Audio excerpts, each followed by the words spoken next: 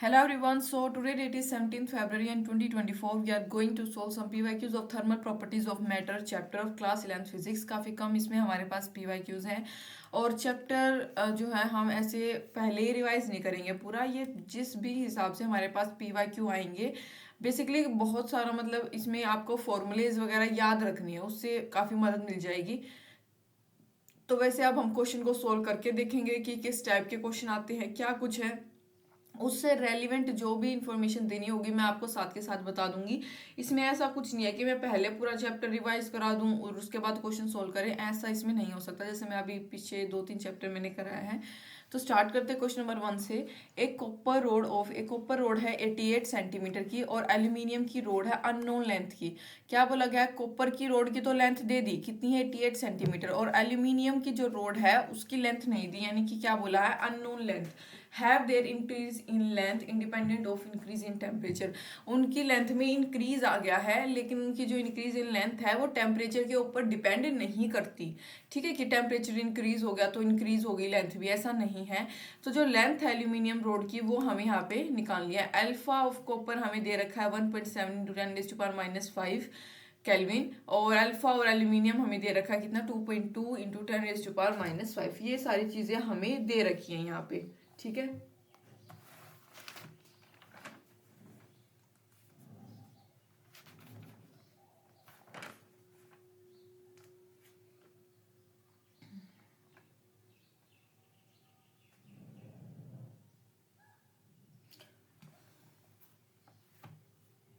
और ये अल्फा होता क्या है, ये कोफिशिएंट होता है लीनियर एक्सपेंशन का। ठीक है, यानी थर्मल एक्सपेंशन हमारे पास एक टॉपिक होता है, और तो मैं उसको आपको बता ही देती हूँ। थर्मल वाला भी, थर्मल से रिलेटेड क्वेश्चन आया है तो पहले मैं थर्मल वाला आपको बता दूंगी। क्वेश्चन एक बार फिर से रीड आउट कर लो आपने नहीं किया तो, क्योंकि वहीं पे डायरेक्ट फिर मैं इस क्वेश्चन को सोल्व भी कर दूंगी। ठीक है, तो मैंने अब आपको कहा था कि देखो आप जिससे रिलेटेड कंसेप्ट आएगा, टॉपिक आएगा, वो चीज़ तो मैं आपको क्वेश्चन के साथ साथ बताऊंगी। जैसे यहाँ पे थर्मल का हमारे पास क्वेश्चन है, अभी थर्मल एक्सपेंशन के बारे में आपको बता देती हूँ क्या कुछ उसका फॉर्मूला होता है और क्या कुछ है।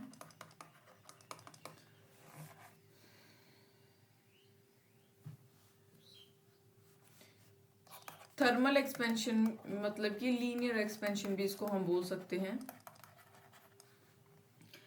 ये मान लो एक रोड है जिसकी लेंथ है ये हमारे पास एल नोट, और इसकी लेंथ में जो चेंज है उसको हम डेल्टा एल मानते हैं। ठीक है, सो देखो डेल्टा एल जो है directly proportional to L naught, यानी कि ये फर्स्ट हो गया। डेल्टा एल जो है, हाँ थर्मल एक्सपेंशन जो है डिपेंड करती है ड्यू टू राइज रेज इन, किसके वजह से, टेम्परेचर के रेज के कारण। डेल्टा एल डेल्टा टी यानी टेम्परेचर, और ये अल्फा मैंने आपको बता दिया क्या है, ये कोफिशिएंट है लीनियर एक्सपेंशन का, यानी कि ये डिपेंड करता है, ये जो अल्फा है ये डिपेंड्स ऑन, किसके ऊपर डिपेंड करता है, जो क्रिस्टल का नेचर होता है, depends on nature of crystal, crystal के नेचर पे और टेम्परेचर पे, and temperature very high. So हम इसको लिख सकते हैं delta L is equal to alpha L note delta T. Alpha is equal to delta L upon L naught into delta T. ठीक है, ये हमारे पास क्या है, इसका फॉर्मूला आया है देखो। और हाँ, सो ये जो अल्फा है ये कभी भी does not depend on length, ये डिपेंड नहीं करती किसके ऊपर, लेंथ के ऊपर कभी डिपेंड नहीं करती है। इसकी यूनिट होती है इनवर्स सेल्सियस या फिर इनवर्स केल्विन, इसको हम बोल सकते हैं। और उसके बाद ये जो हमारे पास आया है पूरा, ये क्या होती है, फ्रैक्शनल चेंज होती है लेंथ में, फ्रैक्शनल चेंज इन लेंथ, उसका फॉर्मूला होता है ये per unit rise in temperature. So formula देखिए, फॉर्मूले याद रखने हैं लास्ट में तो आपको, एट द लास्ट देखो L F minus L nought is equal to, यानी final length minus L nought is equal to alpha L note delta T, और फाइनल लेंथ के जब हम बात करते हैं तो is equal to L note 1 plus alpha delta T. ये हमारे पास जो है लेंथ का फॉर्मूला निकल के आता है जब हम कुछ ऐसे बात करते हैं। और अल्फा की वैल्यू मैं बताऊं हर एक सब्सटेंस के लिए अलग अलग है। जैसे मेटल्स के लिए मैं बात करूं तो मेटल्स के लिए हमेशा 10⁻⁵ होती है ये। ठीक है, केल्विन।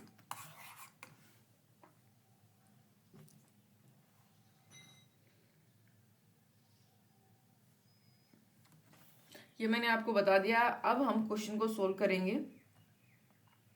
ठीक है, काफी सारी मैंने इसमें आपको इन्फॉर्मेशन बता दिया। फॉर्मूला अब आपको याद रखना है।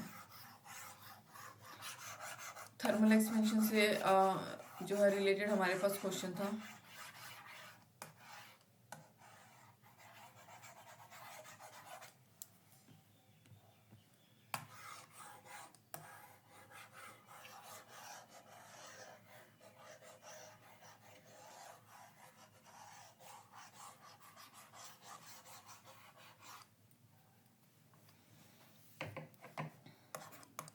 एल डैश कॉपर की बात करें, कॉपर की लेंथ की formula L plus alpha CU delta T. ठीक है, ये हमारे पास फॉर्मूला तो अभी मैं करा के आई हूँ, मैंने बोला आपको याद रखना है। डेल्टा यानी चेंज में बात करी जाए तो क्या आएगा, LCU alpha CU delta T. और एल डैश एल्यूमिनियम की केस में बात करी जाए LAl 1 plus alpha AL plus delta T.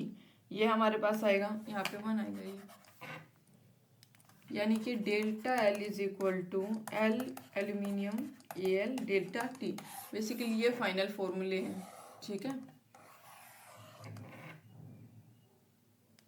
Since जो चेंज है लेंथ में वो इंडिपेंडेंट है टेम्परेचर के, तो हम लिख सकते हैं alpha CU length copper is equal to alpha AL LAl, क्योंकि टेम्परेचर का तो केस ही यहाँ पे खत्म हो गया है। क्वेश्चन में हमको क्या दे रखा है कि इंडिपेंडेंट है टेम्परेचर का, टेम्परेचर का तो कुछ यूज नहीं है।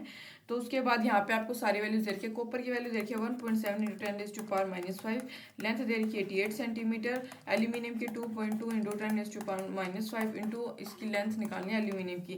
LAl के बाहर और अंदर ये सोल्व करोगे आप, 88/2.2 यानी 2.2 से यहाँ गया ये 44, ये 11, ये 4 जा 4 7, ये आ गया हमारे पास 68 सेंटीमीटर। देखो बिल्कुल सिंपल क्वेश्चन था, आपको बस ये पता होना चाहिए था। अल्फा और लेंथ का ही तो काम रहेगा क्वेश्चन में, इसी की बात करेंगे। टेम्परेचर की इंडिपेंडेंस से दिखाते, तो टेम्परेचर का तो हम केस यहाँ पे ले ही नहीं सकते। बस ये फॉर्मूला आपको इस प्रकार, जब दो चीज़ें ऐसे दे रखी हों और वैल्यू पुट आउट ऐसे दे रखी हो, टेम्परेचर की इंडिपेंडेंसी दे रखी हो, तो आप डायरेक्ट ये फॉर्मूला वहाँ पे यूज कर सकते हो। तो करेक्ट ऑप्शन यहाँ पे हमारे पास क्या आएगा, इसका डी आएगा। नेक्स्ट क्वेश्चन की तरफ मूव करते हैं।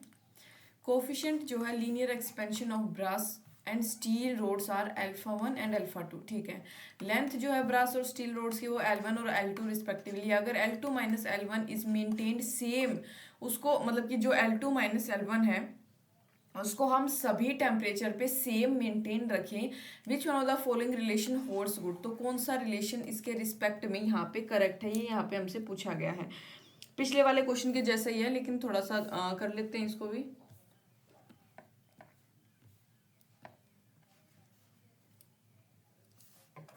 देखो from question L2 minus L1 is maintain same at all temperature, hence जो चेंज है लेंथ में फॉर बोथ रोड्स, अगर टेम्परेचर सेम मेंटेन हो रहा है, मतलब L2 माइनस L1 जो है सभी टेम्परेचर पे सेम मेंटेन हो रहा है, तो है जो चेंज होगा लेंथ में फॉर बोथ रोड्स, वो भी कैसा होना चाहिए, both rods should be same. That is delta L1 is equal to delta L2। ठीक है, हम जानते हैं जो कोफिशिएंट होता है लीनियर एक्सपेंशन का क्या फॉर्मूला होगा, alpha is equal to delta L naught delta T। ये होता है L1 alpha 1 delta T is equal to L2 alpha 2 delta 2। Again temperature का यहाँ पे हमारे पास कोई जो है अल्फा 2 आएगा इंटू L2। टेम्परेचर हमारे पास यहाँ से हट जाएगा, तो रिलेशन आ गया L1 alpha 1 is equal to L2 alpha 2, यानी कि करेक्ट ऑप्शन हमारे पास क्या है, इसका डी। ये था बिल्कुल इजी क्वेश्चन था पीछे वाले के जैसा, इसमें बस वैल्यूज वगैरह कुछ पुट नहीं करनी थी, जस्ट यहाँ पे जनरल हमारे पास रिलेशन पूछा गया था।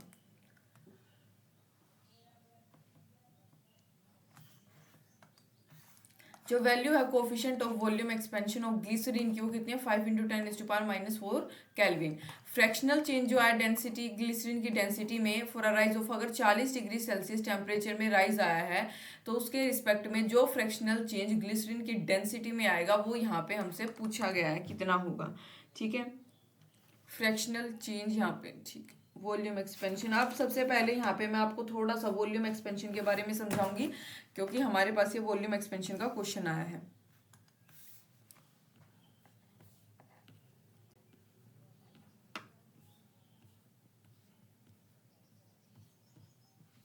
ठीक है,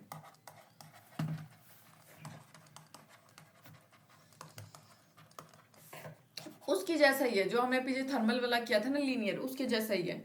डेल्टा वी यहाँ पे बस वॉल्यूम पुट करोगे आप हर जगह पे। इसमें गामा जो है वो हो जाता है कोफिशिएंट, उसमें अल्फा था, इसमें जो ये गामा है ये होता है कोफिशिएंट ऑफ वॉल्यूम एक्सपेंशन। इनके कोफिशिएंट चेंज होते हैं। So delta V is equal to, कि गामा जो है किसके ऊपर डिपेंड करता है कि मटेरियल नेचर कैसा है मटेरियल का, उसके ऊपर ये डिपेंड करता है। Gamma is equal to delta V upon V naught delta T. यहाँ पे गामा क्या होगा, इसकी यूनिट क्या होगी, वही जो पीछे हमारे पास अल्फा की थी, केल्विन इनवर्स। सो और ये क्या है हमारे पास, fractional change in volume,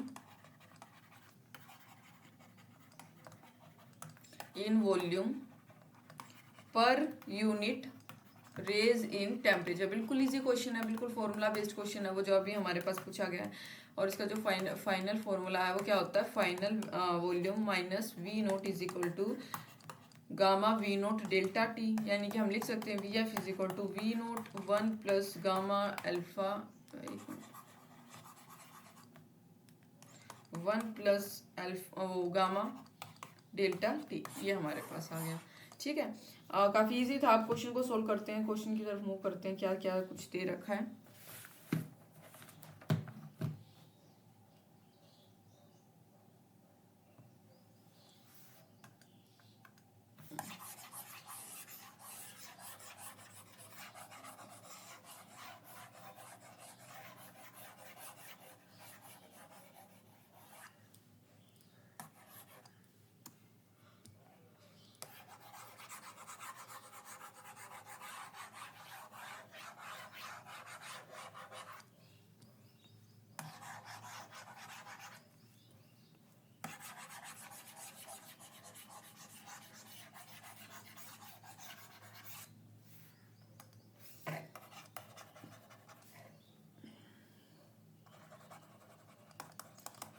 from question,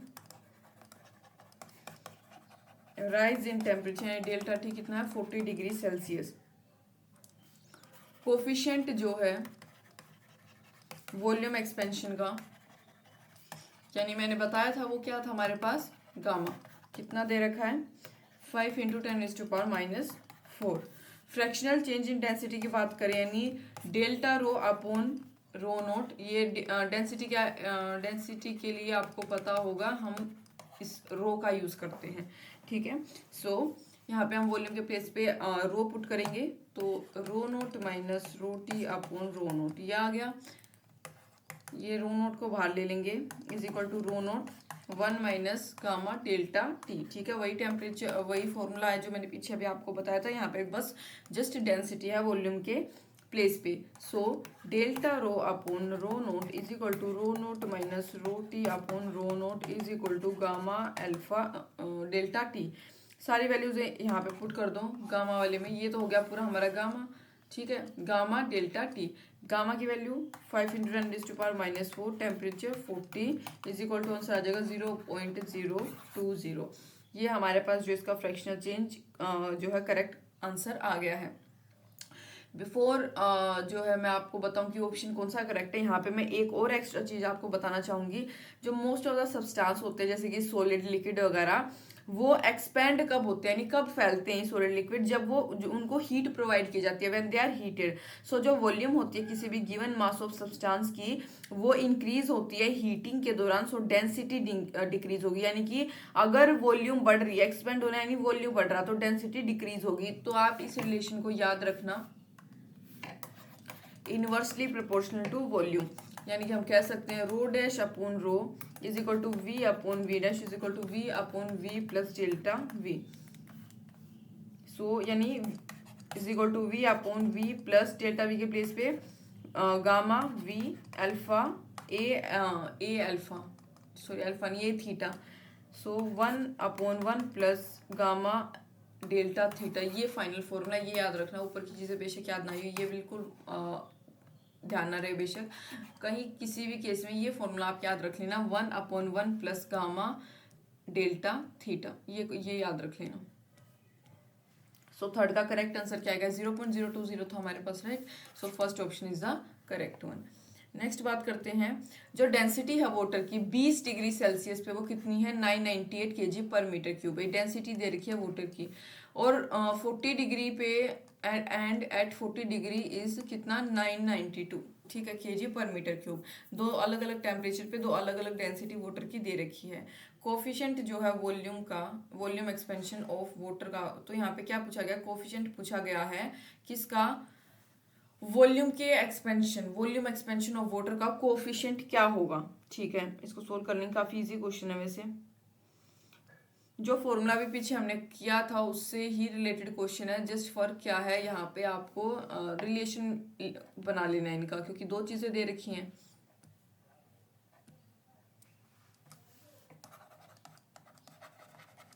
given temperature 1 20 degree Celsius, temperature 2 40 degree Celsius, rho 20 is equal to 20, temperature 20 दे रखा, वो लिखा है मैंने यहाँ पे, यानी रो टी के प्लेस पे, ऑब्वियसली टी के प्लेस पे आप अब 20 तो पुट करोगे ना, कितना है 998 केजी पर मीटर क्यूब, और रो 40 की अगर मैं बात करूँ तो 992 केजी पर मीटर क्यूब इसका आ गया, ठीक है। As rho T2 is equal to rho T1 upon में 1 प्लस गामा डेल्टा टी, ये हमारे पास इसका फॉर्मूला होता है, is equal to rho T1 upon 1 plus में गामा डेल्टा टी के प्लेस पे आप T2 माइनस T1 पुट कर सकते हो, राइट।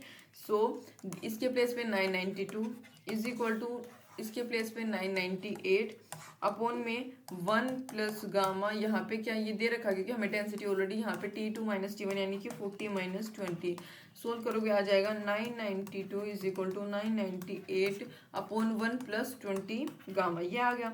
20 गामा को बाहर निकालेंगे, 20 गामा यानी कोफिशिएंट यही तो निकालना है, 998 अपॉन 992 माइनस 1, सोल्व करोगे क्या आएगा 6992, ठीक है। यानी कि गामा इज इक्वल टू, ये 20 था, इसको हमने बाहर ले लिया, gamma is equal to 6 upon 992, ये आ जाएगा नीचे की साइड, राइट, 1 अपॉन 20, सोल्व करेंगे इसको तो आएगा 3 इंटू 10⁻⁻4 इनवर्स, ठीक है, 1 अपॉन डिग्री सेल्सियस, ठीक है, inverse of Celsius.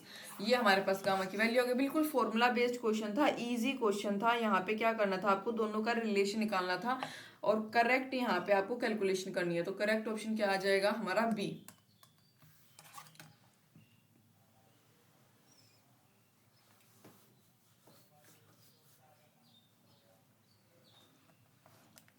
Next question देखिए, on a new scale of temperature, temperature के एक नए स्केल पे जो कि लीनियर है, and cold the W scale, और उसको डब्ल्यू स्केल बोलते हैं, जो फ्रीजिंग और बॉइलिंग पॉइंट है वाटर का 39 और 239 रिस्पेक्टिवली है, ठीक है, उसको डब्ल्यू स्केल पे।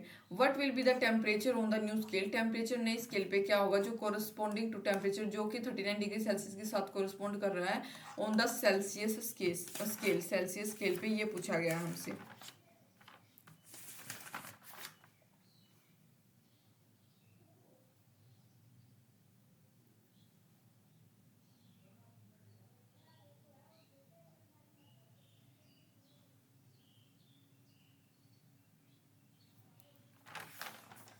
ठीक है, स्पेस बना लेंगे इस क्वेश्चन को सॉल्व करने के लिए। ये क्वेश्चन के जरिए ही आप थोड़ा समझ पाओगे कि इसमें क्या कुछ बात करी गई है।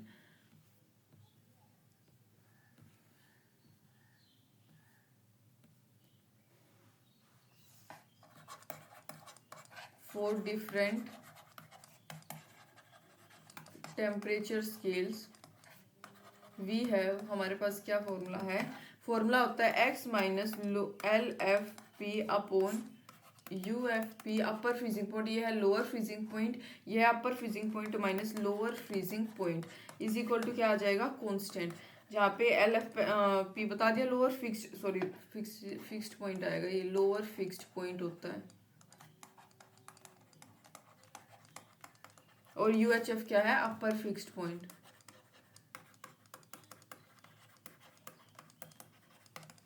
वेयर, जहाँ पे x is equal to, x क्या है, मेजरमेंट है उस स्केल की।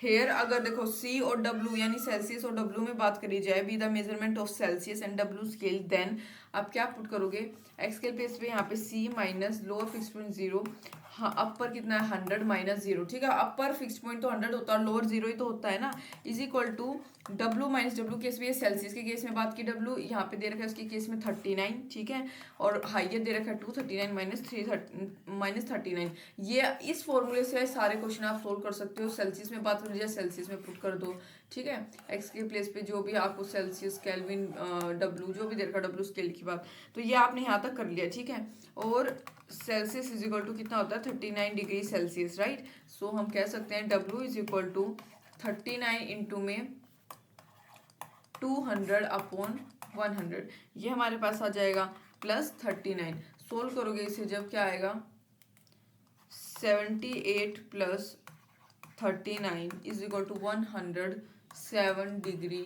W scale. करेक्ट ऑप्शन आ गया हमारे पास कितना 107, यानी कि बी ऑप्शन इसका करेक्ट है। काफ़ी इजी क्वेश्चन था, ठीक है, फॉर्मूला जो मैंने बताया उससे सोल्व हो जाएगा इजीली। अगर कोल्ड जंक्शन एक थर्मो कैप्सूल का, इस कैप टैटू उसको 0 डिग्री सेल्सियस पे रखा गया, क्या बोला मैंने, अगर कोल्ड जंक्शन एक थर्मो कपल का उसको 0 डिग्री सेल्सियस पे रखा गया और हॉट जंक्शन इस कैप, जो उसका हॉट जंक्शन है उसको T डिग्री सेल्सियस पे, देन रिलेशन बताना है न्यूट्रल टेम्परेचर के बीच का और टेम्परेचर ऑफ इन्वर्जन के बीच का, यानी TN और TI के बीच का, इन दोनों के बीच का रिलेशन यहाँ पे हमें बताना है क्या होगा।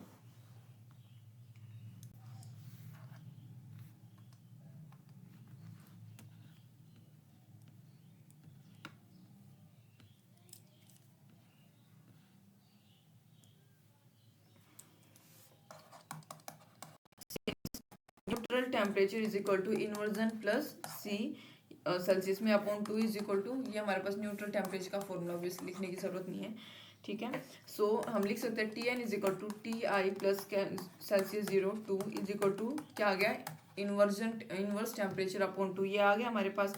देखो सेल्सियस में बात करो टेम्परेचर की, वो 0 डिग्री सेल्सियस होता है, यानी टेम्परेचर ऑफ कोल्ड जंक्शन।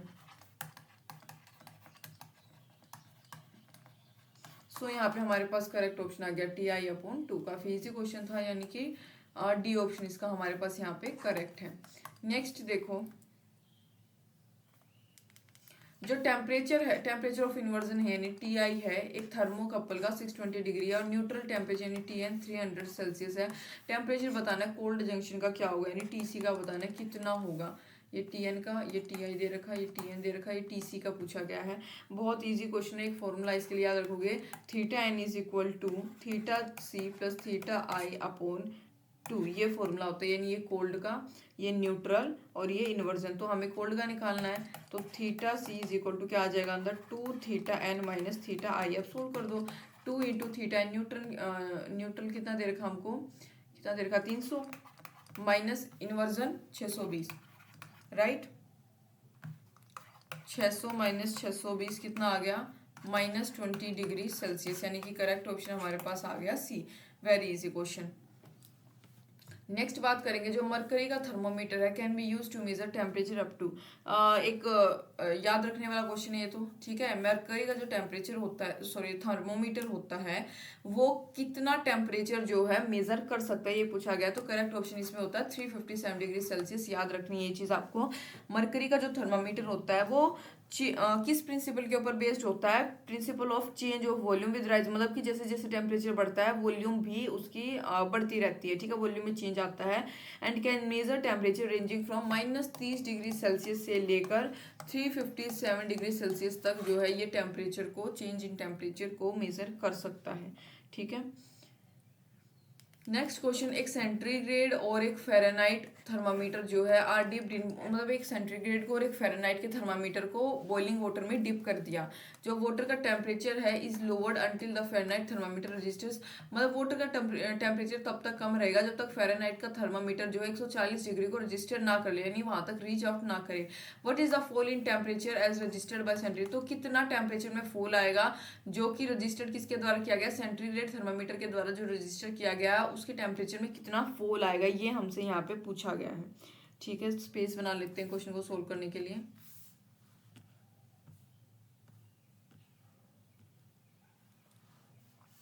कौन सा फॉर्मूला यूज करोगे, using f minus 32 upon 180 is equal to क्या आएगा, c upon 100।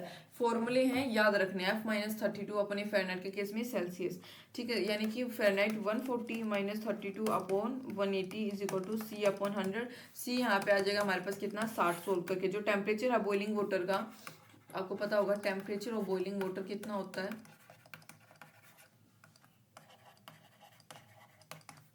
100 degree Celsius. We get fall in temperature कितना होगा, 100 में से 60 माइनस करो कितना आ गया, 40 डिग्री सेल्सियस। ठीक है, यानी कि सेंटीग्रेड यानी C, Fahrenheit F, Kelvin K, scale of temperature are related to as, मतलब कि ये फॉर्मूला आपको उस तीनों चीज़ों के रिलेशन में याद रखना है जो मैंने अभी बताया, एफ माइनस 32 अपॉन 212 माइनस 32, ये फॉर्मूला। ठीक है, बाकी यहाँ पे काफ़ी इजी क्वेश्चन था ये, तो सी हमने 60 निकाल लिया, तो जो टेम्परेचर होता है बॉइलिंग वाटर का वो 100 होता है, तो फूल निकालना है, तो जितना हमें हमारे पास आ गया उसको बॉइलिंग वाटर के टेम्परेचर में से माइनस कर दो, यानी 100 में से 60 गया, कितना आ गया, 40 डिग्री। करेक्ट ऑप्शन यहाँ पे हमारे पास क्या है इसका, सी। नेक्स्ट है एक डीप रेक्टेंगुलर पोंड है, सरफेस एरिया जिसका एक ए है, एक गहरा रेक्टेंगुलर सा पोंड है, तालाब है जिसका सरफेस एरिया ए है, कंटेनिंग वाटर डेंसिटी उसकी रो है, स्पेसिफिक हीट की कैपेसिटी एस है, is located in a region, वो एक ऐसे रीजन में लोकेटेड है जहाँ पे जो आउटसाइड का जो एयर टेम्परेचर, बाहर का जो एयर टेम्परेचर है is at a steady value of वो माइनस 26 डिग्री सेल्सियस के स्टेडी टेम्परेचर पर है। जो थिकनेस है फ्रोजन आइस लेयर की पोंड में, क्या बोला गया, जो थिकनेस है फ्रोजन आइस लेयर की इस पोंड में एक सर्टेन इंस्टेंट पर वो कितनी है, एक्स है। Taking the thermal conductivity of ice को एज केल्विन हम मान सकते हैं, और उसकी जो specific latent heat of fusion है उसको एज एल।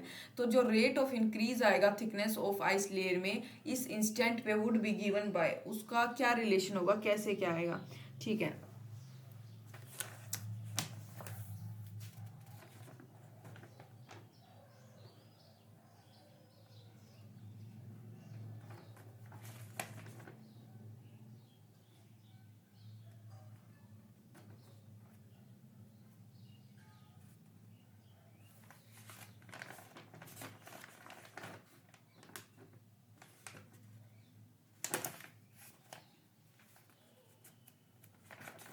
ये मेरे हिसाब से क्वेश्चन में ही हम सोल्व कर सकते हैं। ठीक है, क्वेश्चन में मैं आपको ये हीट वगैरह का कॉन्सेप्ट यहीं पे बता देती हूँ।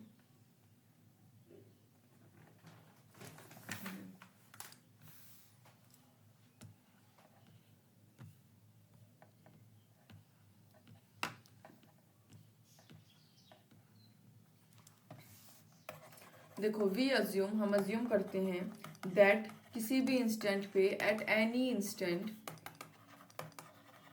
जो थिकनेस है आइस की, थिकनेस ऑफ आइस कितना मान लेते हैं, उसको एक्स मान लेते हैं। ठीक है, और time taken to form additional, और एडिशनल थिकनेस जो उसके ऊपर लगती है उसको बनाने में, यानी कि d x, time taken to form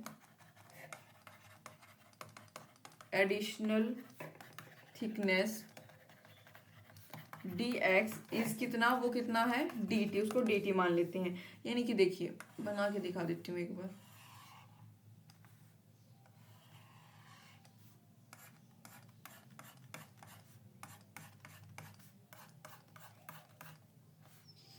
ये क्या है x और ये क्या है एडिशनल थिकनेस dx। सो इसका फॉर्मूला देखो, आप फॉर्मूला याद रखना आपको, M L is equal to K A 26 minus 0 D T upon X, ये हमारे पास आएगा। देखो यहाँ पे k का मतलब क्या होता है, k होती है थर्मल कंडक्टिविटी, ठीक है। एल क्या होती है यहाँ पे, लेटेंट आइस, मतलब कि amount of heat required to change जो यूनिट मास एक सब्सटेंस का, उसको चेंज करने में जो अमाउंट ऑफ हीट की रिक्वायरमेंट होती है एक स्टेट से दूसरी स्टेट पे कांस्टेंट टेम्परेचर पे, उसको बोलते हैं लेटेंट आइस। ठीक है। ml इज इक्वल टू के 26 माइनस 0 dt अपॉन एक्स, ये हमारे पास आ गया, यानी कि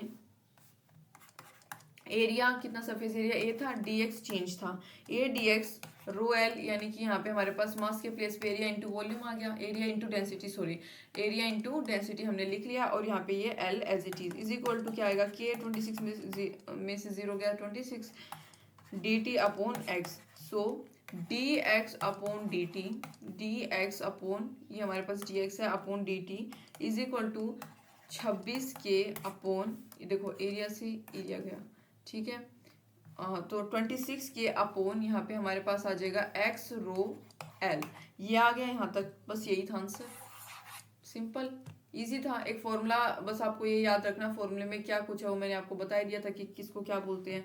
करेक्ट ऑप्शन यहाँ पे हमारे पास इसका है d26 K upon rho L rho X L, ये हमारे पास आ गया। नेक्स्ट क्वेश्चन है, power radiated by a black body, एक ब्लैक बॉडी के द्वारा जो पावर रेडिएट की गई वो कितनी है, P, and it radiates maximum energy, और ये मैक्सिमम एनर्जी कब रेडिएट करती है, वेवलेंथ लैम्डा नोट पे। अगर टेम्परेचर जो है ब्लैक बॉडी का इज नाउ चेंज, अब वो चेंज हो गया, सो दैट वो रेडिएट कर रहा है मैक्सिमम एनर्जी कितनी वेवलेंथ में, 3/4 लैम्डा नोट। तो जो पावर रेडिएट की जाएगी बाय इट बिकम्स, तो जो power radiated by it becomes NP, value बतानी है n की कितनी होगी, वैल्यू ऑफ n, देखो from Wien's law lambda maximum into temperature is equal to क्या है, कांस्टेंट। ये वाइन्स लॉ के तौर पे मैं बात कर रही हूँ, हमारे पास एक लॉ होता है ये, ठीक है, उसके अनुसार ये फॉर्मूला हम यहाँ पे पुट करते हैं।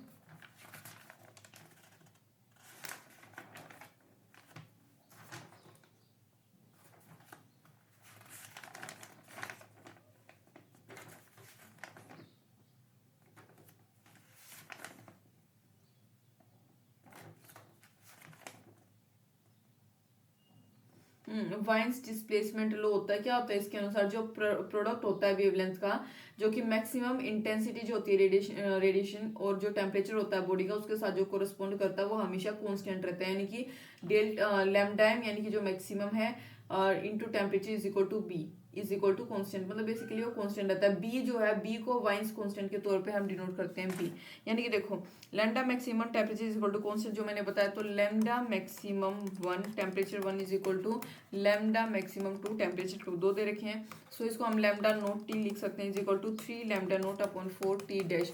फॉर्मूला ये है, याद रखोगे आप इसके लिए। सो यहाँ पे लैम्डा से लैम्डा गया तो क्या आ जाएगा हमारे पास, T dash is equal to ये हो गया 4/3, उल्टा हो जाएगा 4/3 टी, यानी जो पावर रेडिएट होगी वो किसके डायरेक्टली प्रोपोर्शनल होगी, T raise to power 4, power dissipated directly proportional to T raise to power 4, तो P2 upon P1 is equal to n, यानी कि T dash upon T raise to power 4 is equal to 4/3 raise to power 4, यानी कि 256/81।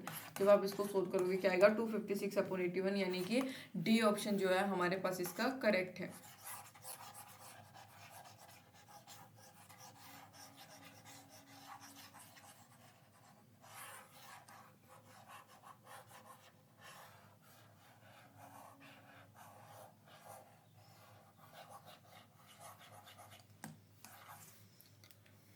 Next question की तरफ move करते हैं। दो रोड्स है ए और बी डिफरेंट मटेरियल की आर वेल्डेड टुगेदर, एक साथ उनको वेल्ड कर रखा है, ठीक है, ए और बी, देखो ये वेल्ड कर रखी बीच से, ठीक है।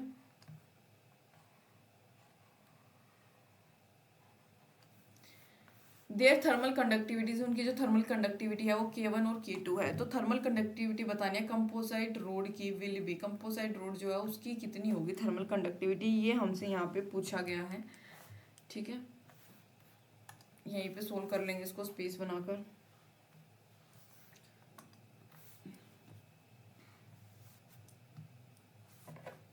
देखो जो इक्विवेलेंट थर्मल कंडक्टिविटी होती है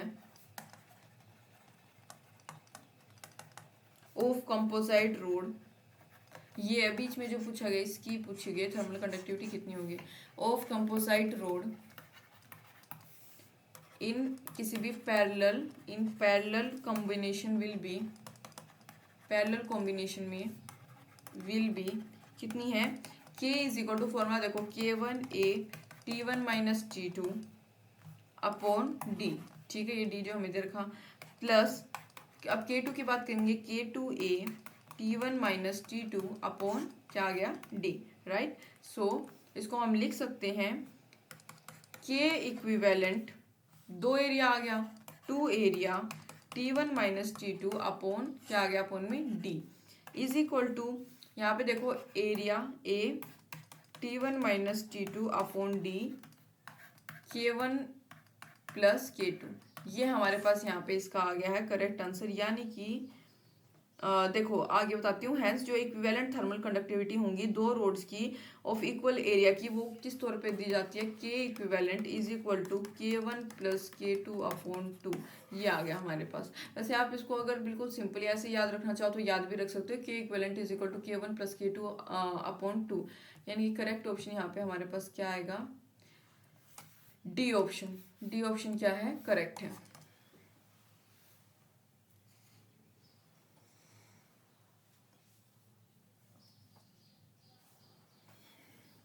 नेक्स्ट क्वेश्चन है, एक स्फेरिकल ब्लैक बॉडी है जिसका रेडियस 12 सेंटीमीटर है, रेडिएट कर रही है वो 450 वोल्ट की पावर 500 केल्विन टेम्परेचर के ऊपर, ठीक है।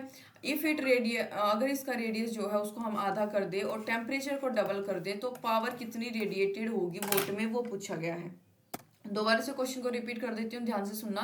एक स्फेरिकल ब्लैक बॉडी है जिसका रेडियस 12 सेंटीमीटर है, 450 वोल्ट की पावर को वो रेडिएट कर रही है 500 केल्विन टेम्परेचर के ऊपर। अगर रेडियस को हम आधा कर दें, रेडियस आधा हो जाए और टेम्परेचर डबल हो जाए तो कितना जो पावर रेडिएटेड है वोल्ट में वो कितनी होगी, वो पूछा गया है यहाँ पे। देखो काफी इजी क्वेश्चन है।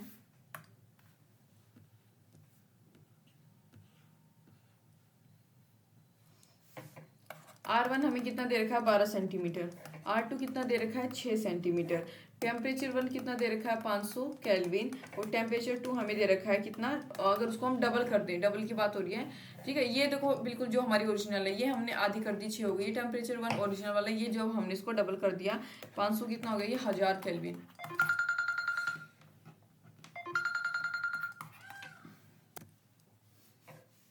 पावर कितनी दे रखी है 500 वोल्ट। जो रेट है पावर लॉस का कितना है, P directly proportional to R square T raise to power 4, यानी हम कह सकते हैं P1 upon P2 is equal to R1 का square T1 raise to power 4 upon R2 का स्क्वायर T2 4, ये हमारे पास जो है इसका फॉर्मूला आएगा। सो P2 is equal to P1 R2 का square T2 raise to power 4 upon R1 का square T1 raise to power 4, ये हमारे पास आएगा। इसको जब हम सोल्व करेंगे तो हमारे मतलब सारी वैल्यूज आपके पास R2 T2 R1 T1 और P की, जब आप इसको सोल्व करोगे तो P2 की वैल्यू आपके पास आ जाएगी 1800 वोल्ट, 1800 वोल्ट यहाँ पे हमारे पास इसका आंसर आ जाएगा। यानी कि करेक्ट ऑप्शन क्या है, सी। नेक्स्ट क्वेश्चन, एक ब्लैक बॉडी जो है, black body is a temperature, कितने टेम्परेचर पे है 5760 केल्विन। जो एनर्जी है रेडिएशन की जो बॉडी के द्वारा एमिट की गई वेवलेंथ 250 नैनोमीटर की वेवलेंथ पे वो कितनी है U1, and at wavelength 500 nanometer की वेवलेंथ पे वो U2 है, एंड दैट ऑफ 1000 नैनोमीटर की वेवलेंथ पे वो कितनी है इसकी एनर्जी ऑफ रेडिएशन U3 है। वाइंस कॉन्स्टेंट हमें दे रखा है, ठीक है, B is equal to 2.88 × 10⁶ nanometer kelvin. Which of the following, तो इसके रिस्पेक्ट में कौन सा करेक्ट स्टेटमेंट है, तो यहाँ पे हम विंस डिस्प्लेसमेंट लॉ के अनुसार अपना जो है इस क्वेश्चन को सोल्व करेंगे स्पेस बनाकर।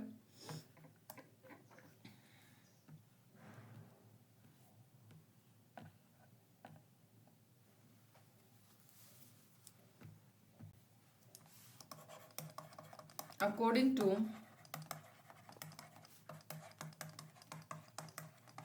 विंस डिस्प्लेसमेंट लॉ, जो maximum amount of emitted radiation है जो कोरस्पोंड करता है किसके, corresponding to lambda M is equal to B upon T, यानी कि फॉर्मूला हमारे पास आएगा lambda M is equal to B, हमें दे रखा है इसका constant 2.88 into 10⁻⁶ nanometre kelvin, temperature 5760 kelvin, यानी कि 500 नैनोमीटर यहाँ पे हमारे पास इसका आंसर आया है। यहाँ पे एक ग्राफ बना के दिखाती हूँ मैं आपको, उसकी मदद से थोड़ा सा हम समझते हैं इसको। ये वेवलेंथ लैम्डा, ये हमारे पास यू एनर्जी रेडिएटेड। ग्राफ कुछ ऐसा होता है हमारा इसका, यानी कि ये जो होती है U1, ये हमारे पास ऐसे यहाँ पे U2, और उसके बाद ये जो है ये हो गई U3, U1 U2 U3, ये हमारे पास होगा। U1 कितना, ये एमिटेड रेडिएशन, ठीक है, एमिटेड रेडिएशन वाली बात है ये। U1 250 नैनोमीटर, और यहाँ पे ये क्या है U3 1000 नैनोमीटर, और U2 500 nanometer, right. So from the graph हम क्या देख पा रहे हैं कि U2 ग्रेटर देन U1, और हाँ मतलब U2 सबसे ज़्यादा हमारे पास किसकी है, U2 की है यहाँ पे इस केस में 500। देखो U2 की U1 से ज़्यादा और U3 की U2 से ज़्यादा है, ये यहाँ पे हमारे पास बात हो रही है। एट अ गिवन टेम्परेचर, कुछ एक्स्ट्रा बता रही हूँ, गिवन टेम्परेचर पे जो इंटेंसिटी होती है हीट रेडिएशन की वो इंक्रीज होती है वेवलेंथ के साथ साथ, मतलब जैसे जैसे वेवलेंथ बढ़ेगी इंटेंसिटी जो है हीट रेडिएशन की वो भी बढ़ती जाती है, और रीच एक मैक्सिमम लेवल पे रीच करती है, एक पर्टिकुलर वेवलेंथ की मैक्सिमम लेवल पर, एंड और जो फर्दर इंक्रीज उसमें आता है उसकी वेवलेंथ में इट डिक्रीज, अगर फर्दर उसमें कोई भी जो है इंक्रीज आएगा उसकी वेवलेंथ में इट डिक्रीजेज, उस कंटेक्स्ट में फिर वो डिक्रीज हो जाएगी। तो करेक्ट ऑप्शन यहाँ पे हमारे पास 14th का क्या आया है, डी, यानी U2 ज्यादा। U3 का तो यहाँ पे हमारे पास क्वेश्चन में मतलब कि इसमें U3 0 तो थी नहीं, 1000 थी, तो बिल्कुल एलिमिनेट हो गया। U1 0 नहीं थी, U1 ग्रेटर देन नहीं थी, क्योंकि U1 250 थी, U2 500 थी, तो ऑब्वियसली 500 ज्यादा है U2 के कंपेरिजन में। नेक्स्ट क्वेश्चन, एक पीस ऑफ आइस फॉल्स, एक जो पीस है बर्फ का falls from a height h से वो फॉल किया उसने, सो दैट इट मेल्ट्स, ताकि वो कम्प्लीटली मेल्ट हो सके। Only 1/4 of heat produced is absorb, सिर्फ और सिर्फ 1/4 जो है हीट का प्रोड्यूस्ड इज एब्जॉर्ब, वो जो प्रोड्यूस हुआ आइस ने उसको एब्जॉर्ब कर लिया। किसको, कितने को, 1/4 हीट का जो प्रोड्यूस हुआ आइस ने उसको एब्जॉर्ब कर लिया, और जितनी भी एनर्जी है गैस की वो कन्वर्ट हो गई हीट में इसकी फॉल के दौरान। वैल्यू बतानी है एच की क्या होगी। Latent heat of ice is equal to, ये हमें दे रखा है एल की वैल्यू कितनी, 3.4 इंटू 10⁵ जूल पर केजी, और ग्रेविटी की हमारे पास आप जानते हो 10 न्यूटन पर केजी, ये हम इसकी वैल्यू कंसीडर करते हैं। तो देखो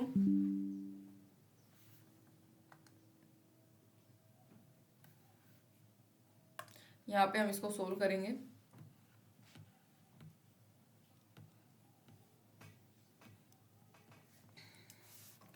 देखो according to question,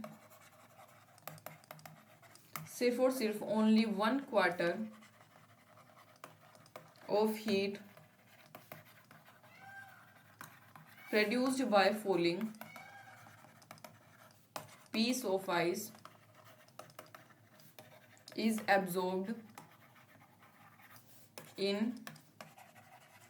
melting of ice, यानी कि हम कह सकते हैं mgh/4 is equal to ml, ये हमारे पास फॉर्मूला होगा potential energy is equal to ml, यानी कि h को हम बाहर निकाल लेंगे, क्या आ जाएगा 4L/g, m से m गया, यानी कि क्या आ जाएगा 4L/g, ये आ गया, is equal to 4 into L की वैल्यू दे रखी है 3.4 इंटू 10⁵, और g हमारे पास 10 है, यानी कि करेक्ट ऑप्शन हमारे पास इसका आएगा 136 किलोमीटर। हाइट आ गई 136 किलोमीटर, काफ़ी ईजी था, जस्ट सोल्व करना है यहाँ पे आपको।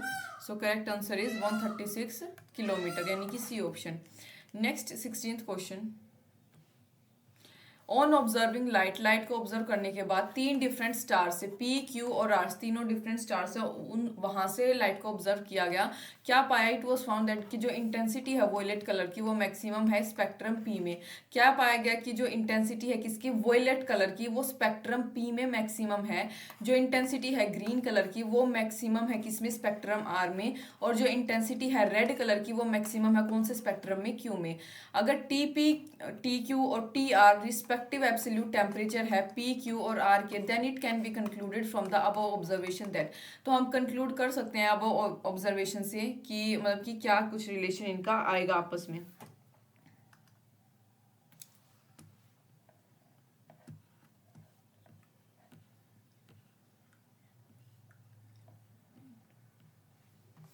From Wien's displacement law lambda M into T is equal to constant, already हम बात कर चुके हैं इस बारे में।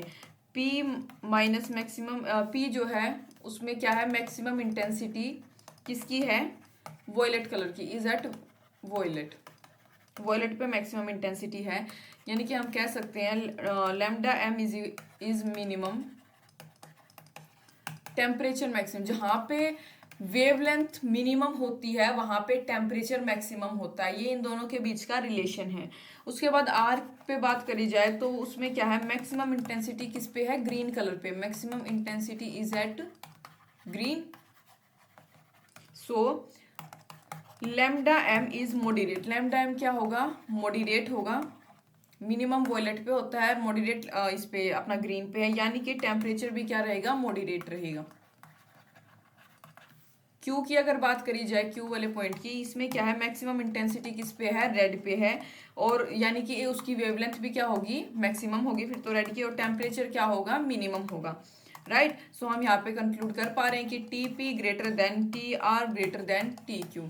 ठीक है, ये हमारे पास इसका करेक्ट ऑर्डर यहाँ पे आता है, क्या आएगा, पी आर क्यू, यानी कि फर्स्ट ऑप्शन इसका करेक्ट है। Next question, to ends of a metal road, जो एक मेटल रोड है उसके दो एंड्स हैं, आर मेंटेन्ड एंड उसको 100 डिग्री और 110 डिग्री सेल्सियस पे वो मेंटेन कर रखे हैं।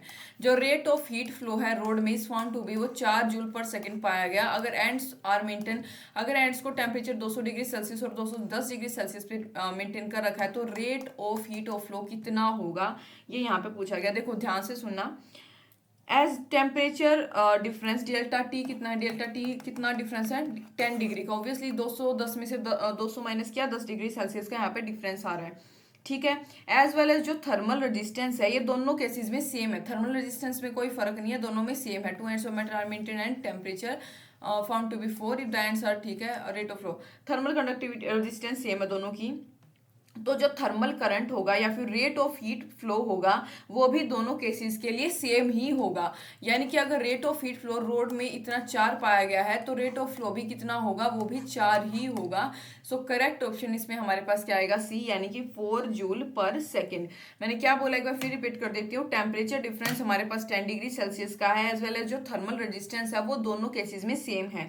तो जो थर्मल करंट या रेट ऑफ हीट फ्लो होगा वो सेम होगा दोनों केसेस के लिए। तो यहाँ पे हमारे पास rate of heat flow 4 joule per second दे रखा है, तो जो रेट ऑफ हीट फ्लो होगा वो भी सेम होगा, that is 4 joule per second.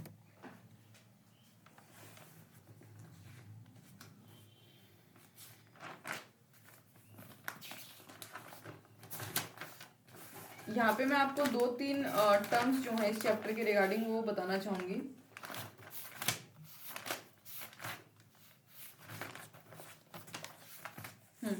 जैसे हीट ट्रांसफर, इसमें हमारे पास एक पोर्शन होता है, उसमें हम पढ़ते हैं क्या, 3 टर्म्स, एक कंडक्शन, एक कन्वेक्शन और एक रेडिएशन।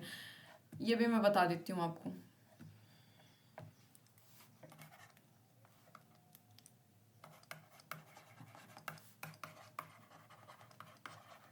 सबसे पहला हमारे पास होता है कंडक्शन। इसमें क्या होता है, देखो हीट जो है वो एंड वो कि कहाँ से कहाँ तक फ्लो करती है। देखो heat flows from hot end to, hot end से कोल्ड एंड तक जो है हीट फ्लो करती है।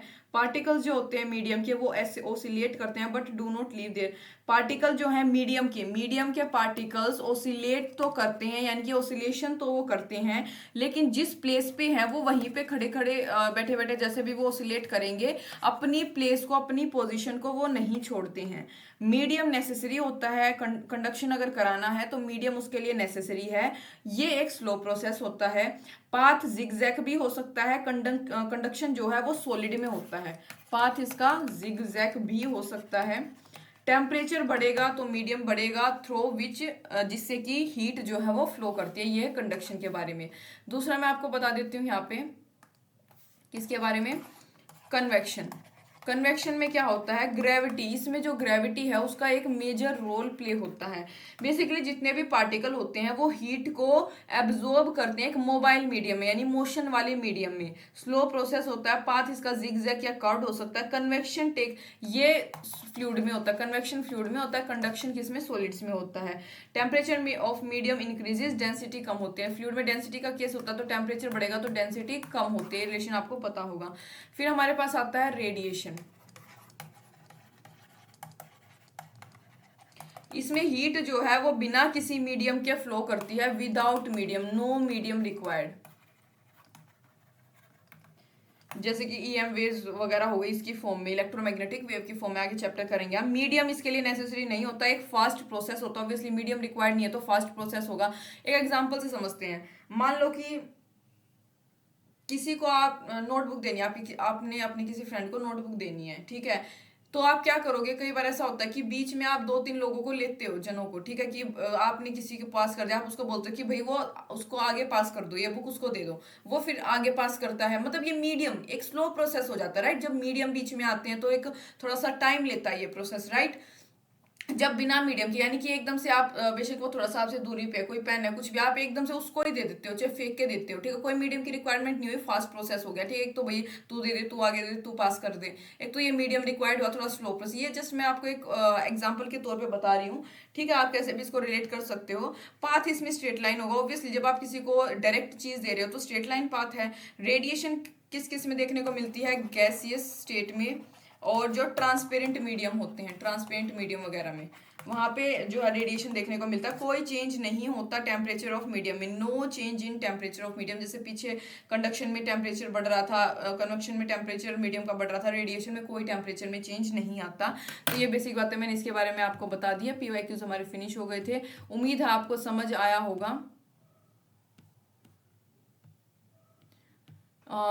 उम्मीद है आपको समझ आया होगा। Thank you for watching.